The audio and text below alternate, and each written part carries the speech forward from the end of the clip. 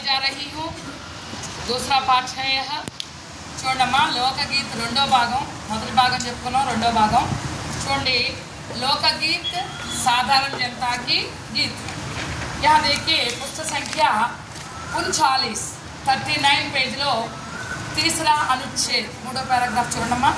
इनकी भाषा के संबंध में कहा जा चुका है कि ये सभी लोकगीत गाँवों और इलाकों की बोलियों में गाए जाते हैं। ఇది భాష విషయానికి వస్తే మనం పార్ట్ 1లో కూడా చెప్పుకున్నాం। భాష ఏంటంటే ఆ లోకగీతాల భాష పల్లెల్లో ప్రాంతాల్లో గ్రామాల్లో ఏవైతే మాట్లాడుకుంటారో ఏ యాసలో అయితే మాట్లాడుకుంటారో ఆ యాసతోనే ఈ పాటలు ఉంటాయి। इसी कारण ये बड़े ఆహ్లాదకర और ఆనందదాయక होते हैं। అందుకని ఈ పాటలు ఏంటంటేనే చాలా ఆనందంగా ఆహ్లాదకరంగా ఉంటుంది। राग तो इन गीतों के आकर्षक होते ही हैं। रागम అయితే అసలు ఆకర్షకంగానే ఉంటుంది। इनकी समझी जा सकने वाली भाषा भी इनकी सफलता का कारण है। చూడండి ఇప్పుడు మనం ఈ పాట పాడాము అంటే వెంటనే 50 మంది నేర్చేసుకుంటారు, ఎందుకంటే ఆ భాష అంత ఈజీగా అర్థమవుతుంది కాబట్టి। भोजपुरी में करीब 30-40 वर्षों विदेशिया का प्रचार हुआ है। భోజ్పురిలో సుమారు 30-40 సంవత్సరాల నుండి विदेशिया व्यापिंची ఉంది। गीत का नाम क्या है बच्चों? गाने वालों के अनेक समूह इन्हें गाते हुए देहात में फिरते हैं। పాట పాడేవాళ్ళు గుంపులు గుంపులుగా పాడుకుంటూ గ్రామాల్లో తిరుగుతూ ఉంటారు।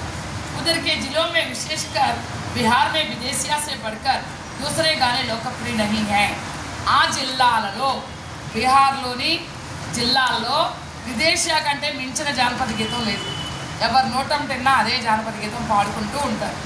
इन गीतों में अधिकतर रसिक प्रियों और प्रियाओं की बात रहती है। ఈ పాటల్లో ఎక్కువగా ప్రేమికుల సంబంధించిన విషయాలే ఉంటాయి।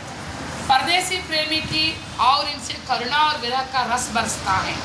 ఎక్కడో ప్రేమికుడు విదేశాల్లో ఉంటే పనులకు వెళ్ళి విదేశాల్లో ఉంటారు కదా, ఆ విదేశాల్లో ఉన్న ప్రేమికుడి గురించి చాలా దయనీయంగా పాటలు ఉంటాయి అన్నమాట ఇందులో। जंगल की जातियों आदि के भी दलगीत होते हैं जो अधिकतर बिहार बिरहा आदि में गाए जाते हैं। जंगल की जातियों అడవి జాతుల వాళ్ళు ఉంటారు కదా, గిరిజన జాతులు ఉంటారే, వాళ్ళకు కూడా సామూహిక గీతాలు పాడుతూ ఉంటారు। ఎక్కువగా బిరహా రాగంలో పాడుతూ ఉంటారు। पुरुष एक ओर और स्त्रियां दूसरी ओर एक दूसरे के जवाब के रूप में दल बांधकर गाते हैं और दिशाएं गुंजा देते हैं। పురుషులు ఒకవైపు స్త్రీలు మరొక వైపు ఉండి పాడుతూ ఉంటారమ్మా, దిక్కులు प्रतिध्वनिस्तू ఉంటాయి, అంత బాగుంటాయి అన్నమాట పాటలు। पर इधर कुछ काल से इस प्रकार के दलीय गायन का హాస్ हुआ है। కానీ ఇటీవల కాలంలో ఇవి అంతరించిపోతున్నాయి। ఎందుకని మీడియా వచ్చేసింది, మీడియా ప్రభావం వచ్చేసింది, టీవీలు సెల్ ఫోన్లు వచ్చేసరికి ఇక ఇవన్నీ కొంచెం నిదానంగా అంతరించిపోతాయి। एक दूसरे प्रकार के बड़े लोकप्रिय गाने आल्हा के हैं। ఇంకొక రకమైన ప్రసిద్ధి చెందిన పాట आल्हा। अधिकतर ये बुंदेलखंडी में गाए जाते हैं। किसमें गाए जाते हैं बच्चों? बुंदेलखंडी में। बुंदेलखंडीలో పాడతారు इतनी। आरंभ तो इसका चंदेल राजा उनके राजकवि जगनिक से माना जाता है। దీన్ని రాజకవి జగనిక్ మొదలుపెట్టాడని అనుకుంటారు। जिसने आल्हा उजल की वीरता का अपने महाकाव्य में बखान किया, पर निश्चय ही उसके चंद को लेकर जनबोली में उसके विषय को दूसरी देहाती कवियों ने भी समय समय पर अपने गीतों में उतारा और ये गीत हमारे गाँवों में आज भी बहुत प्रेम से गाए जाते हैं। చూడండి ఇది ఈ చంద్ जनबोली में उसके विषय को दूसरे देहाती कवियों ने भी చూడండి ఇది ఈయన జగనిక్ రాసినటువంటి కావ్యం ఆల్హా ఓదల గురించి వర్ణన, అది ఇతర పల్లెల ప్రజలు కూడా ఇప్పటికీ పాడుకుంటూనే ఉన్నారు। ఒకరి నుంచి ఒకరికి వెళ్తూనే ఉన్నాయి, చాలా ప్రేమగా ఈ పల్లెల్లో పాడుకుంటున్నారు। ఇదే గానే వాళ్ళే గాం గాం ढोलक लिए गाते फिरते हैं। వీటిని పాడేవాళ్ళు ప్రతి ఊరికి డప్పు వాయించుకుంటూ పాడుకుంటూ తిరుగుతూ ఉంటారు। ढोलक అంటే డప్పు। इसी की सीमा पर उन गीतों का भी स्थान है जिन्हें नटरस्सियों पर खेल करते हुए गाते हैं। यहाँ देखिए इसकी सीमा पर, इसी की सीमा पर ఈ సరిహద్దులోనే సర్కస్ వాళ్ళని చూస్తూ ఉంటారు కదా మీరు, వాళ్ళు తాళ్ళు కట్టుకుని ఆ తాళ్ళ మీద బ్యాలెన్స్ చేసుకుంటూ కూడా వెళ్ళే వాళ్ళు ఉంటారు।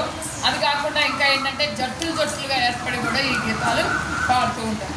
अधिकतर चलिए गद्य पद्यात्मक है और इनके अपने गोल हैं ఎక్కువగా పద్య రూపంలో ఉంటాయి గద్య రూపంలో ఉంటాయి వీటికి ఆ యాసలో వీటిని పాడుకుంటూ ఉంటారు अनंत संख्या अपने देश में स्त्रियों के गीतों की है किसके गीतों की है बच्चों स्त्रियों के गीतों ఎక్కువ పాటలు స్త్రీల పాటలే ఉన్నాయి है तो ये गीत भी लोकगीत ही पर अधिकतर इन्हें औरतें ही गाते हैं ఇవి కూడా జానపద గీతాలే కానీ ఎక్కువగా స్త్రీలు పాడుకుంటూ ఉంటారు इन्हें सिरस्ती भी अधिकतर वही है వీటిని రచించేది వీటిని మళ్ళీ ट्यून करता अंटाరు కదా ఆ ట్యూన్ కట్టేది కూడా స్త్రీలు वैसे मर्द रचने वालों या गाने वालों को भी कमी नहीं है पर इन गीतों का संबंध विशेषतः स्त्रियों से है కానీ పురుషులు కూడా వీటిని పాడతారు కానీ ఎక్కువగా వీటిని పాడేది మాత్రం ఎక్కువగా స్త్రీలే ఉంటారు ఈ విషయం కూడా స్త్రీలకు సంబంధించిన విషయం ఉంది इस दृष्टि से भारत की सृष्टि में सभी देशों से भिन्न है क्योंकि संसार के अन्य देशों में स्त्रियों के अपने गीत मर्दों या जनगीतों से अलग और भिन्न नहीं है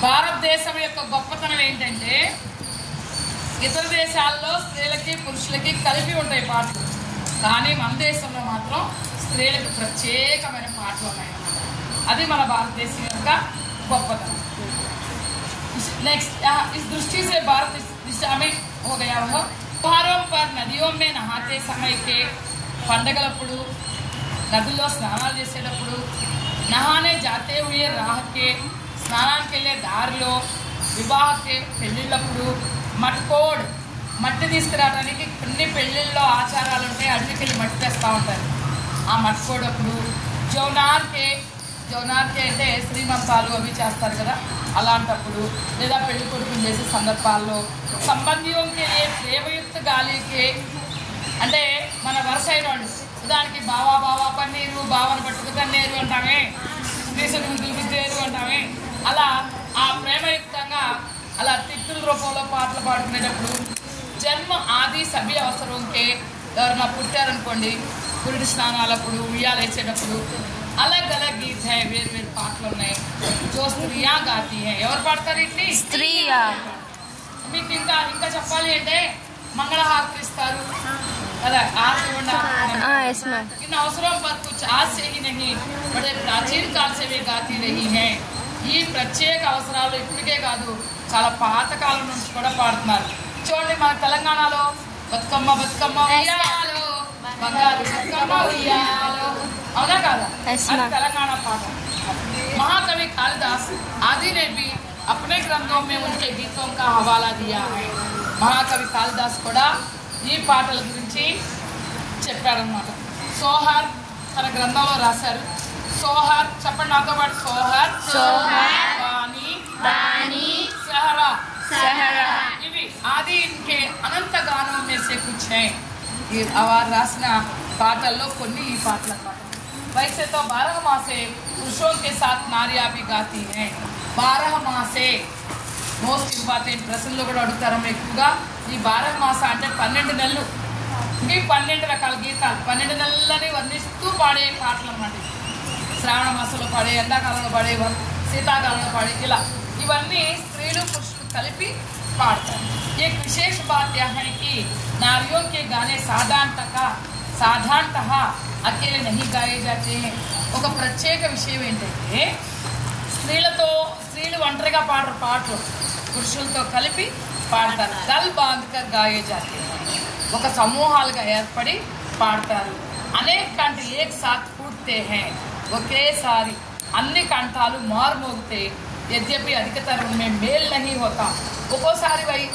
కలవకపోవచ్చు फिर भी त्योहारों और शुभ अवसरों पर ये बहुत ही भले गाते लगते हैं చూడండి పండగలప్పుడు ప్రత్యేక అవసరాలప్పుడు ఈ పాడుతూ ఉంటారు నెక్స్ట్ गाने के लिए बुला ली जाती हैं ఒక్కోసారి చూడండి गाँवों और नगरों में गायिकाएं भी होती हैं పల్లెల్లో నగరాల్లో గాయకురాళ్ళు కూడా ఉంటారు जो వివాహ పెళ్ళిళ్ళప్పుడు పుట్టినరోజులప్పుడు ప్రత్యేక అవసరాల్లో పిలుస్తారు सभी ऋतुओं में स्त्रियां उल्लासित होकर दल बांधकर गाती हैं అన్ని ఋతువుల్లోనూ చాలా ఉత్సాహంగా యువతులందరూ కూడా సమూహాలుగా పాడతారు पर होली बरसात की कजरी आदि तो उनकी अपनी चीज है जो सुनते ही बनती है।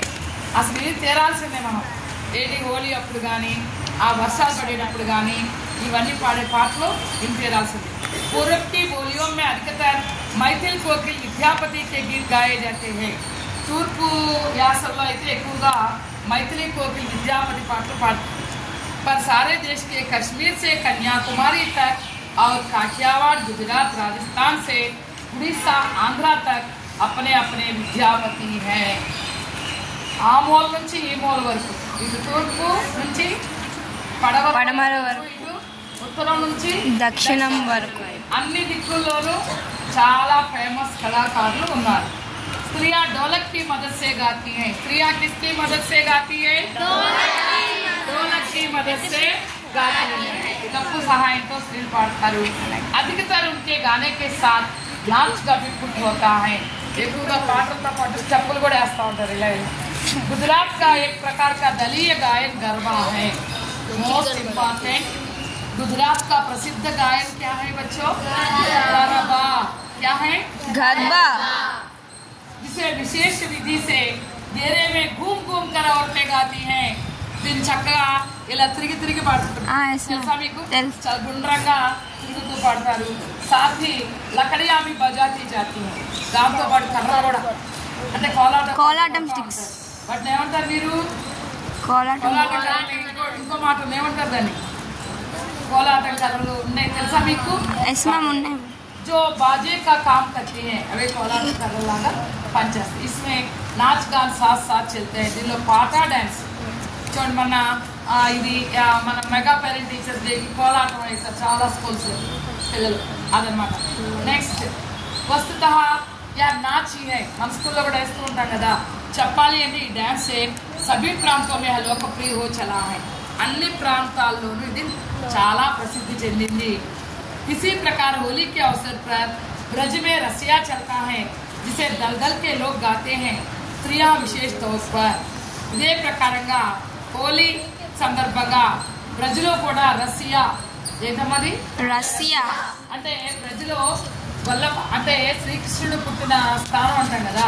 అక్కడ అందరూ గోపికలు నాట్యం చేస్తూ ఉండేవారు కదా। ఆ నాట్యాన్ని ఇప్పుడు గుంపులు గుంపులుగా డాన్స్ చేస్తూ ఉంటారు। స్త్రియా విశేష తౌర్ పర్ ప్రత్యేకంగా ఎవరు? స్త్రీలు। गाँव के गीतों के वास्तव में अनंत प्रकार हैं। పల్లె ప్రజలు పాడుకునే పాటలు చాలా రకాలు ఉన్నాయి। जीवन जहाँ इतला इतला कर लहराता है वहाँ भला आनंद के स्रोतों की कमी हो सकती है। పల్లెలు అనగానే మనకి చాలా ఆనందంగా ఉంటుంది కదా। ఆ పల్లె వాతావరణంలో పచ్చ పచ్చ పొలాల మధ్య అంత ఉల్లాసంగా ఉత్సాహంగా ఉండే వాళ్ళకి పాటలు అవసరమా కాదా? అవసరమే కదా। ఉద్దామ జీవన్ के ही वहाँ के अनंत संख्य गाने की प्रतीक है। ఉన్నతమైన జీవితానికి ఆనందమైన జీవితం గడపడానికి అక్కడ ఎన్నో రకాల పల్లె పాటలు ఉన్నాయి, జానపద గీతాలు ఉన్నాయి కదా। వాటి మూలంగానే వాళ్ళు ఇప్పటికీ కూడా ఆనందంగా కష్టం తెలియకుండా పంటలు పండించుకోవడం, పని చేసుకోవడం, తర్వాత అన్ని పనులు ఏ పనైనా సరే పాటలు పాడుకుంటూ చేస్తారు। కాబట్టి గ్రామంలో జానపద గీతాలు తక్కువేవి లేదు। ఏ మామగారిని కానీ ఆ తాతమ్మ జేజమ్మని కదిలించారు అంటే ఆ పాటలు చాలా బాగా వినిపిస్తూ ఉంటారు। अच्छा बच्चों, धन्यवाद। गाँव जीवन के ही वहाँ के अनंत संख्य गाने के प्रतीक है। ఆ ఉన్నతమైన జీవితానికి గుర్తులే ఆ అసంఖ్య జీవం। ఎన్నో పాటలు ఉన్నాయి అంటే అక్కడ ఆనందమయ జీవితం గడుపుతున్నారు పల్లెల్లో అనే కదా అర్థం। अच्छा बच्चों, धन्यवाद।